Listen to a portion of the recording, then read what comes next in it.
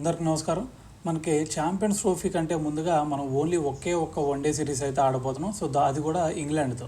మరి అయితే ఆ ఒక్క ఇంగ్లాండ్ సిరీస్తో ఆ ఒక్క సిరీస్ చూసి మనకి ప్లేయింగ్ లెవెన్ లేదంటే మనకి ఛాంపియన్స్ ట్రోఫీకి 15 మెంబర్స్ని స్క్వాడ్ అనౌన్స్ చేస్తారా అంటే ఖచ్చితంగా అది జరగని పని. ఎందుకంటే మనకి 1 మంత్ ముందే మనకి స్క్వాడ్ అనౌన్స్ చేయాలి.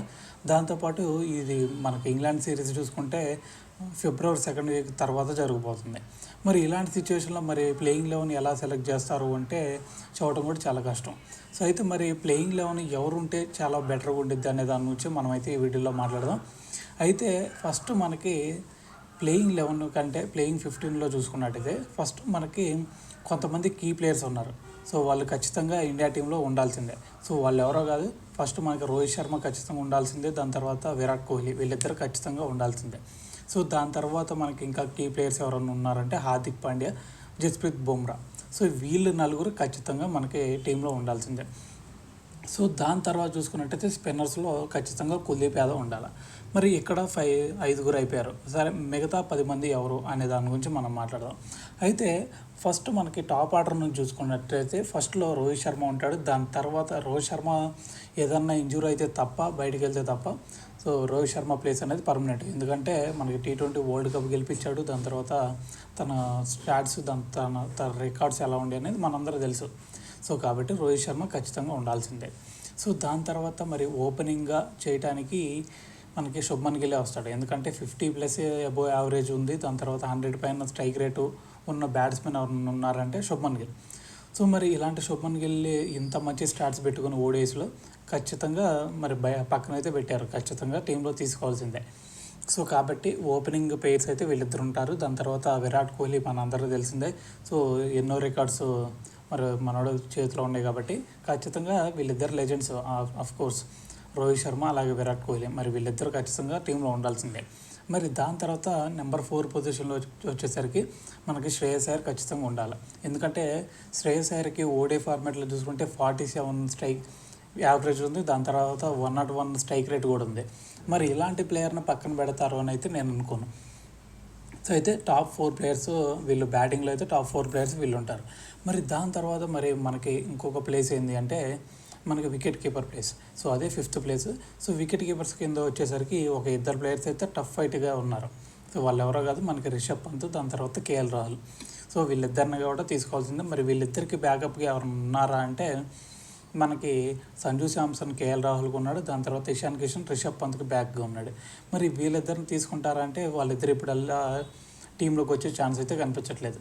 సో అయితే మరి KL రాహుల్, రిషబ్ పంత్ వీళ్ళిద్దరిని అయితే మనకి 5th ప్లేస్లో అయితే వీళ్ళిద్దరిని తీసుకోవచ్చు. సో ఇక్కడికి 6 అయ్యారు మనకి. సో దాని తర్వాత ఆల్రౌండర్స్ కింద వస్తే మనకి 4 ఆల్రౌండర్స్ అయితే ఇప్పుడు మంచి ఫామ్లో కనిపిస్తున్నారు. ఒకటి ఫస్ట్ మనకి హార్దిక్ పాండ్యా, దాని తర్వాత రవీంద్ర జడేజా, అక్షర్ పటేల్, వాషింగ్టన్ సుందర్. సో వీళ్ళ నలుగురు కూడా చాలా మంచి పర్ఫార్మెన్స్లు చూపించిన సందర్భాలు కూడా ఉన్నాయి. మనకి లాస్ట్ శ్రీలంక సిరీస్లో అందరూ ఫెయిల్ అయినా కూడా మనకు అక్షర్ పటేల్, వాషింగ్టన్ సుందర్ చాలా మంచి పర్ఫార్మెన్స్ ఇచ్చారు. సో దాని తర్వాత జడేజా గురించి మనందరూ తెలిసిందే. సో హార్దిక్ గురించి ఎంత విధ్వంసం క్రియేట్ చేస్తాడో అదంతా మనకు తెలుసు. సో దాంతోపాటు మన T20 వరల్డ్ కప్ గెలవడానికి ముఖ్య పాత్ర కూడా హార్దిక్ పాండ్యా రోల్ కూడా చాలా ఉంది దాంట్లో. సో కాబట్టి వీళ్ళు నలుగురు మనకి ఆల్రౌండర్స్గా ఉండే ఛాన్స్ ఉంటుంది. సో మనకి పైన టాప్ ఆర్డర్లో 4, దాని తర్వాత మిడిల్లో 2 వికెట్ కీపర్స్, దాని తర్వాత 4 ఆల్రౌండర్స్. సో ఇక్కడికి 10 మంది అయ్యారు. మరి దాని తర్వాత బౌలర్లో చూసుకుంటే మనకి బుమ్రా, షమి, సిరాజ్, కుల్దీప్ యాదవ్ వీళ్ళ 4 పేర్లు అయితే ఖచ్చితంగా వినిపిస్తాయి. ఎందుకంటే మనకి బుమ్రా చూసుకుంటే బుమ్రా లేకపోతే ఇండియా బౌలింగ్ ఫెయిల్ అయిపోయింది. సో దాని తర్వాత మరి మొహమ్మద్ షమి గురించి చెప్పాలంటే మొహమ్మద్ షమి కొంచెం ఫిట్ అయితే చాలు ఇండియా టీంలోకి పరిగెత్తుకుంటూ వచ్చేస్తాడు. సో ఎందుకంటే మనకి లాస్ట్ టైం ODI వరల్డ్ కప్లో ఎలాంటి విధ్వంసం క్రియేట్ చేస్తాడో మనందరం చూసాం. సో వీళ్ళిద్దరు కీలకంగా ఉంటారు. దాని తర్వాత సిరాజ్ కూడా ODI ఫార్మాట్లో చాలా మంచి పర్ఫార్మెన్స్ చూపిస్తాడు. సో కాబట్టి సిరాజ్ వీళ్ళ ముగ్గురితో అయితే ఒక మంచి బౌలింగ్ అటాక్ అయితే మనకు ఉంటుంది. సో దాని తర్వాత స్పిన్ విభాగంలో వచ్చేసరికి మనకు కుల్దీప్ యాదవ్ ఉంటాడు. దాని తర్వాత 3 స్పిన్ ఆల్రౌండర్స్ ఉన్నారు. సో స్పిన్ అటాక్ అయితే పర్ఫెక్ట్గా సెట్ అయిపోయింది. సో దాని తర్వాత ఒక ప్లేయర్ అయితే ఉన్నాడు. సో ఆ ఒక్క ప్లేయర్ ఎవరు అనేది ఇక్కడ డిబేట్ అనమాట. సో అయితే ఆ ప్లేయర్లో విషయంకి వస్తే నాకు తెలిసి అయితే మనకి ఎస్ఎస్వి జైస్వాల్ని తీసుకుంటారా, లేదంటే శివన్ డూబేని తీసుకుంటారా, లేదంటే మనకి స్పిన్ ఆల్రౌండర్ అయిన రియాన్ పరాగ్ మంచి ఫామ్లో ఉన్నాడు రీసెంట్గా, సో అతన్ని తీసుకుంటారా అనేది ఇక్కడ చాలా డౌట్. సో దాని తర్వాత మనకి బౌలర్స్ ఇంకా ఎక్స్ట్రా బౌలర్ కావాలి అంటే హర్షదీప్ సింగ్ని ఆఫ్కోర్స్ తీసుకోవచ్చు. సో మరి ఆ ఒక్క ప్లేస్ కోసం వీళ్ళు నలుగురు పోటీ పడుతున్నారు.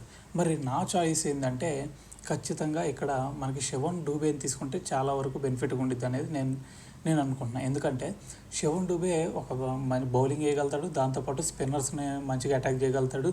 దాని తర్వాత ఒకవేళ మనకి హార్దిక్ పాండ్యా ప్లేస్ వెళ్ళిపోయినా, లేదంటే శ్రేయస్ అయ్యర్ పక్కకి వెళ్ళిపోయినా, ఏదన్నా ఇంజూర్ అయ్యి వాళ్ళ ప్లేస్లో భర్తీ చేయడానికి ఈజీగా మనకి శివన్ డూబే ఈజీగా రీప్లేస్ చేస్తాడు, అది బౌలర్గా అయినా, ఆల్రౌండర్గా అయినా, లేదంటే బ్యాట్స్మెన్గా అయినా.